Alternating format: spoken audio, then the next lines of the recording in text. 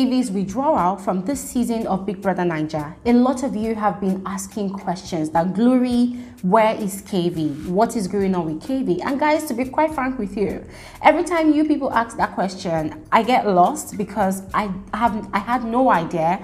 I mean, I didn't really have a contact within KV's management. But thankfully, KV's management released a statement today on his Instagram page with regards to everything that's going on with KV at the moment. And I will be sharing the details of that on this particular episode of Frankly Speaking with Glory Elijah. So please ensure to watch to the end of this video. The next thing we will also be talking about on this episode is the viral video that is circulating the entire social media space.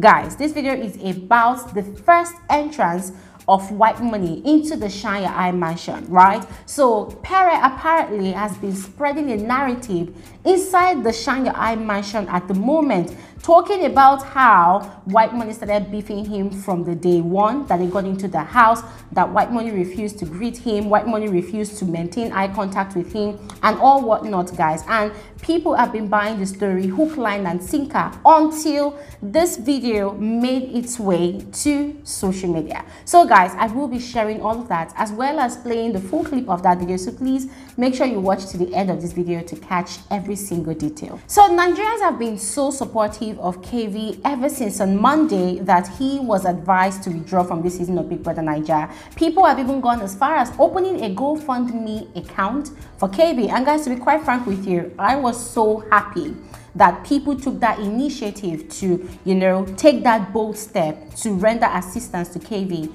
and his family, guys. And for the first time, I was in support of fans, of people opening a GoFundMe account for an ex-BB Naija housemate, because guys, this is the first time that it is being put into reasonable use. Not all those kind of open GoFundMe account for somebody that actually almost killed somebody in the house and then they say open GoFundMe account for the person. Like, guys, all those ones have been completely senseless if you ask me. If you ask me, guys, in my opinion, this is the first time ever in the history of Big Brother Naija that opening a GoFundMe account for an ex-BB Naija housemate is actually one of the most reasonable things to have been done to assist such a housemate. Now guys, aside that, the KV's management released this statement. I'm just going to read just a few lines from it so that we actually get a clearer picture of what's going on at the moment. I underestimated the effect isolation would have on my mental health and integrating with other housemates. I honestly wanted to stay till the 72nd day, and I believe that I have the personality, the empathy, and the game spirit to have made it to the end. But certain events that happened in quick succession escalated the anxiety I felt and impacted my being the jovial, energetic, and fun person I am. Since my withdrawal from the house, I have reconnected with my family and I am currently in a medical facility, working through the debilitating anxiety I felt. I covet your love and prayers. And guys, I did a video talking about reasons KV could have been behaving the way he was behaving in the house. And by the time I saw this particular statement, I was just remembering everything I said. And guys, to be quite frank with you, this is the exact same thing that KV is actually explaining here in this statement.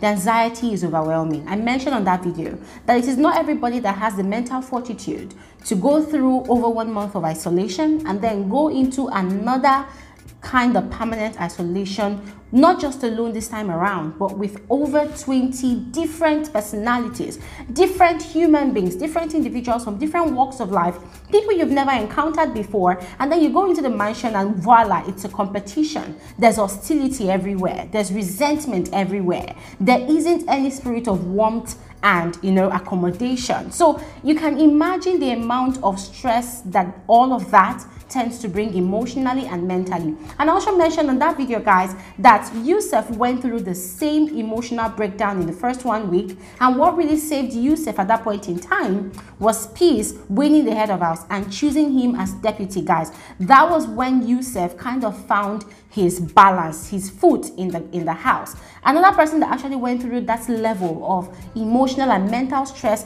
in the first 1 or 2 weeks of the house was also Angel. Angel constantly had multiple breakdowns, right? And then thank God for Aaron. Aaron was always there to give her that mental and emotional support that she needed to pull through that period of her life in that house. I mean, a lot of people sadly have been speculating that, oh, whatever is wrong with KV is as a result of his withdrawal symptoms from drugs. People have been speculating that, oh, it's a script from Big Brother. Big Brother decided to remove KV so that Pere could stay in the house. I mean, guys, come on, let's try to be humane, all right? These things are real. These things happen, all right? So please, let's stop with the speculations and help KV to a swift recovery. Now, moving on to Pere's gist. It is no longer news that Pere has single-handedly created a narrative about the reason why, according to him, White Money dislikes him, whereas it's the other way around. My very first day, White, all the gents came in the house, shook everyone's hands. You, White, you avoided my eye. I felt the negative energy from you. It was as if you didn't want to even look at me or shake my hand. I had to force you. So apparently, the narrative that Pere has been spreading to anybody that cared to listen inside the Shaya mansion and even to Big Brother himself during his diary sessions is that the very day that the men were introduced into the Shaya mansion by Ebuka, that his first encounter with White Money was horrible. As White Money came into the house, having had prior information from someone in the hotel where they all lodged, that White Money had come into the house, had seen him, and whilst he was greeting everybody and shaking everybody's hands, that White Money had refused to maintain eye contact with him, you know, and White Money had been resentful towards him. Guys, he painted this picture of White Money coming in with some sort of sinister intent towards him, and that kind of breathed enmity and animosity between both of them. That kind of informed his decision to, you know, be on this guy's case in the house. But then, guys, I had to go all the way back. I was shocked at what I saw, because of course I watched the show from day one. I watched the launch show, and I mentioned in the video I uploaded earlier on my channel that there is nowhere that I saw where such a thing happened, you know, where White Money looked at Pere or refused to maintain eye contact, that maybe Kayode did not show us. I even had to check my own archives of the videos I have, and I checked and I realized that, oh my god, this has been a lie all along.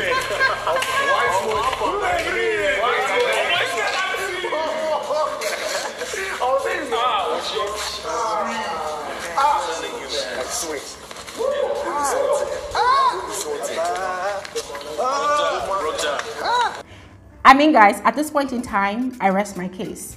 I have nothing anymore to talk about this Perez issue. I mean, go and watch the video for yourself. Guys, I rest my case. I'm just going to end this video here and leave it to you guys to let me know your comments, your thoughts in the comment section below. And you know what? That's it. I'll see you all on another episode of Frankly Speaking with Glory Elijah. Have an amazing night rest. Bye.